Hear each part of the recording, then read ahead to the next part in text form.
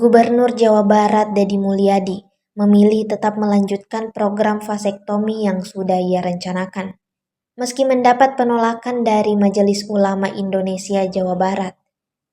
Majelis Ulama Indonesia Jawa Barat sebelumnya menyebut vasektomi atau sterilisasi pria sebagai tindakan yang haram dalam Islam. Namun kata KDM, rencana itu muncul karena realita lapangan yang ditemui selama menjadi anggota DPR RI. Banyak masyarakat miskin datang kepadanya, mengeluh soal beratnya beban ekonomi karena terlalu banyak anak.